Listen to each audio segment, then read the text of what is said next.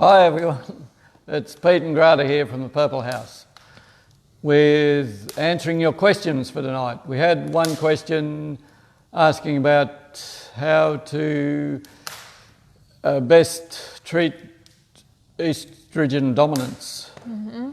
And so I thought I'd let Peter run the show because... I dare not talk about hormonal problems. No, I think Peter has suffered quite a bit from having so much estrogen-dominant women around as part of the family. And he's also the sciencey person who knows all the details behind the real details. So I thought I'll sit back literally and watch him answer your questions. So, and I'll poke him in the back if he goes off on different tangents. Well, for fellas, to start with, don't mention anything about hormones if your women is hormonal. No, that's right. You may as well commit suicide. Yeah, you may as well. Yeah. Shoot yourself in the anyway. But okay.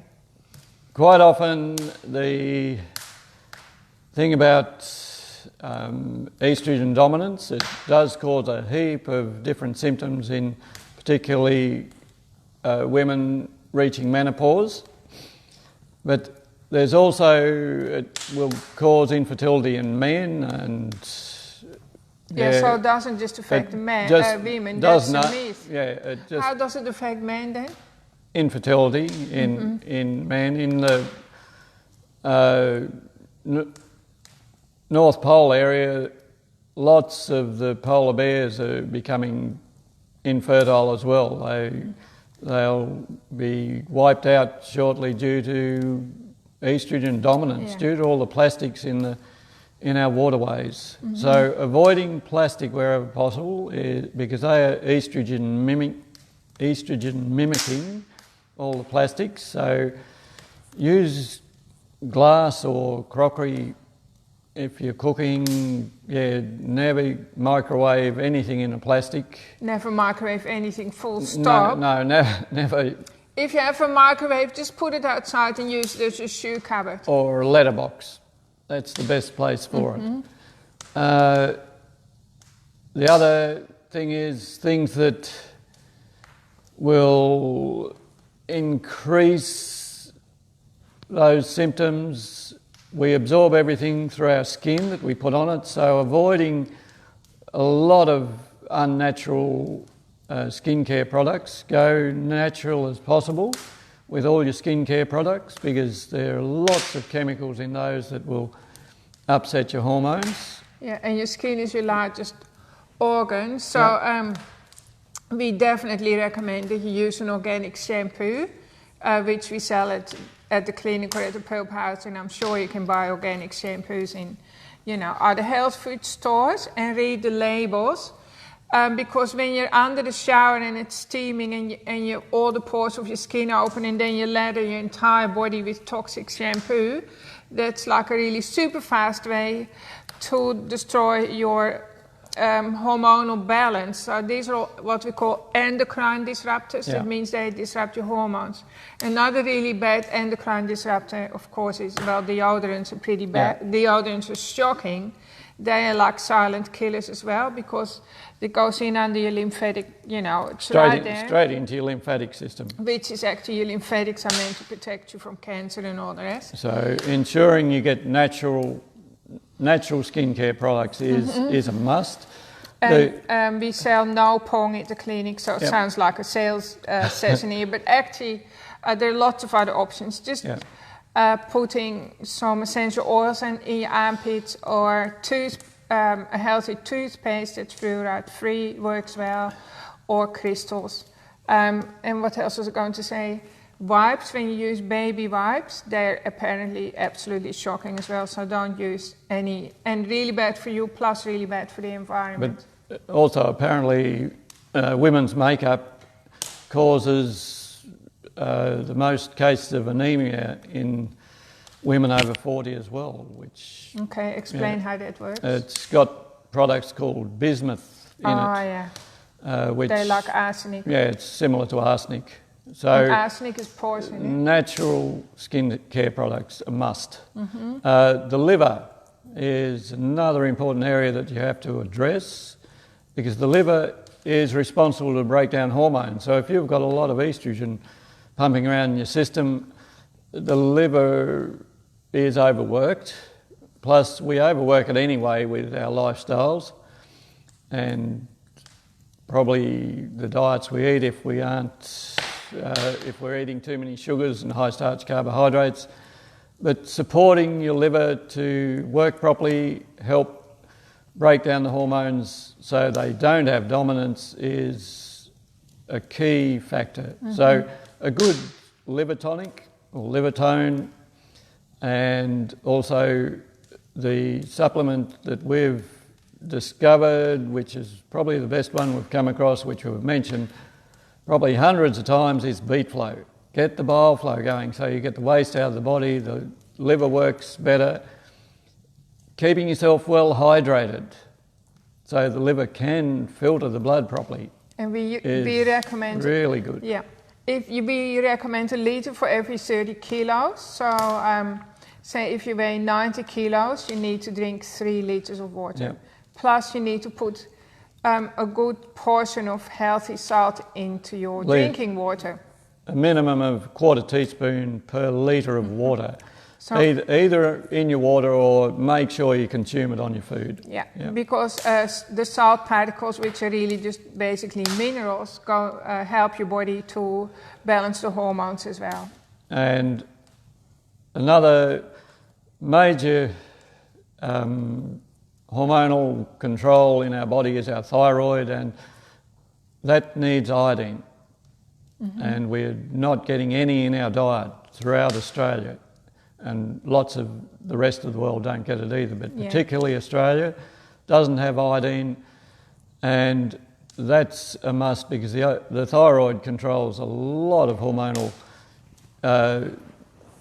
things in the body, and well, it pretty much controls everything. Yeah, we need 100 times the recommended daily allowance. If you of iodine. If you read literature from experts in the field, Dr. Guy Abraham, he's a professor of endocrinology, and Dr. David Brownstein, they both recommend 100 times the recommended daily allowance, and if we're not doing that, it's not doing us much good at all. No, so, and also if you say your thyroid is impaired and you're taking thyroxine, but you're still iodine deficient, that sets you up for breast cancer. Yeah. And prostate cancer for men, and ovaries and uterine cancer for women. So iodine is absolutely an absolute must, like it's completely not negotiable for everyone, in our opinion anyway.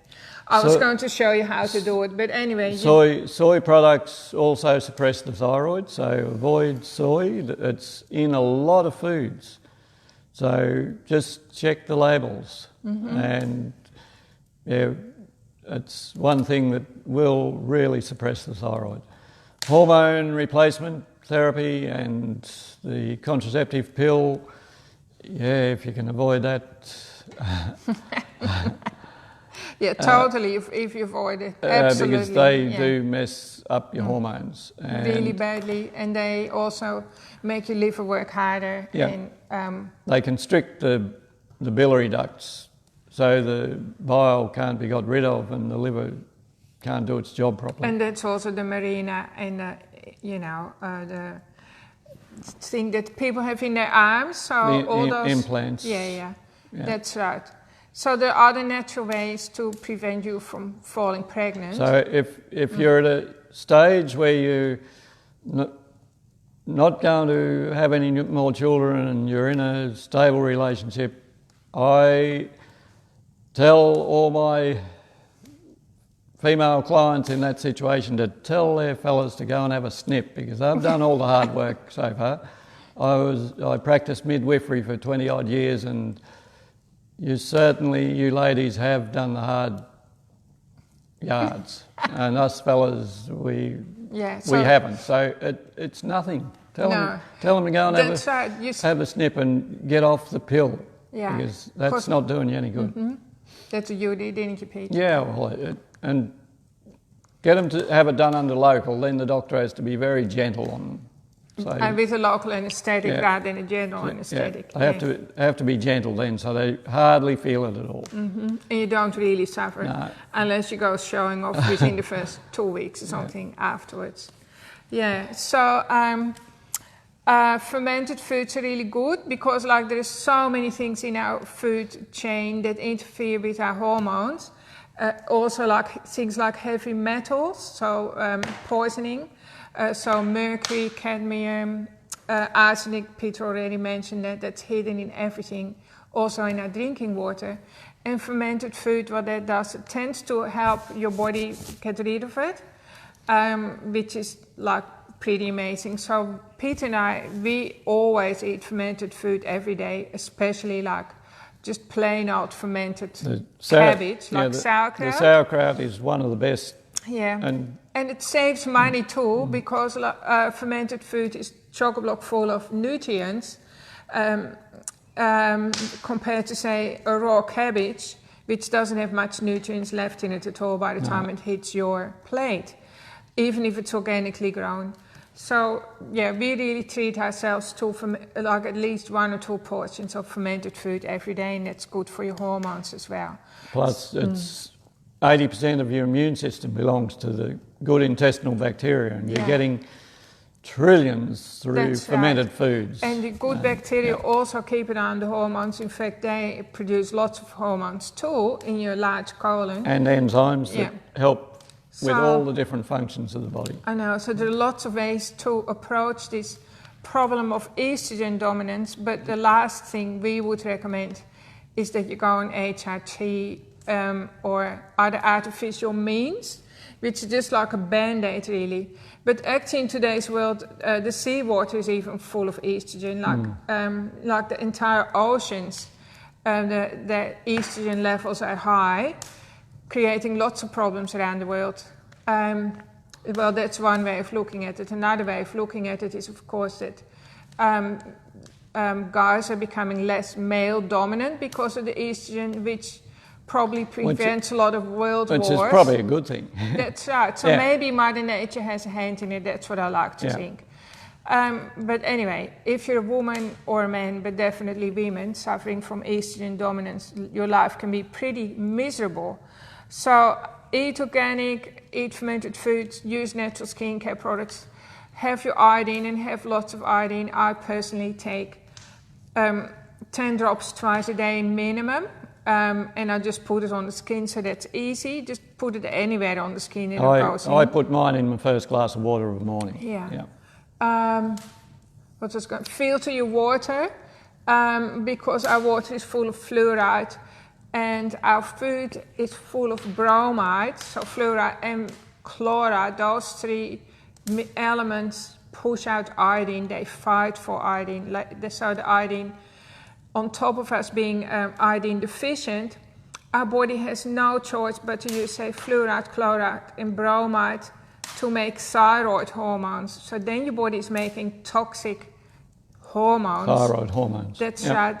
That kind of run the show. So that creates toxic moods and makes you feel absolutely terrible. It doesn't make you feel human at all. No. So definitely get into the iodine.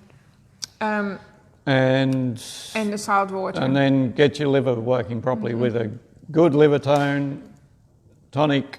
And Swedish bitters even. Yeah, Swedish bitters is a good liver tonic. That's been around for 500 years and it's worked well for people. And the beet flow gets that bile flow going. So you can digest your fats better because getting a healthy diet where you get most of your energy out of fats is the way to make your liver a lot healthier as well. So, and we mean good fats? Ketogenic diets. So not fish and chips, oil. Help the liver get healthy.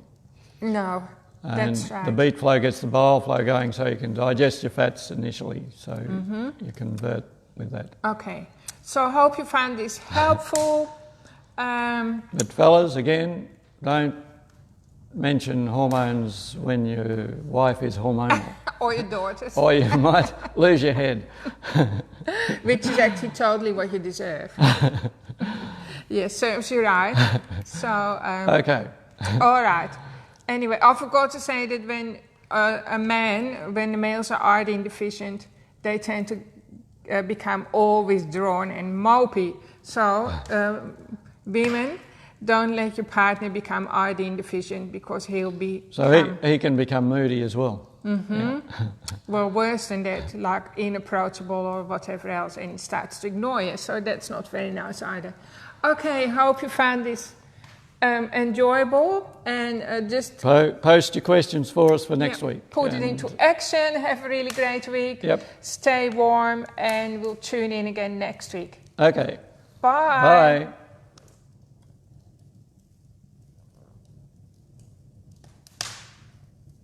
Doesn't want to switch off, Growler.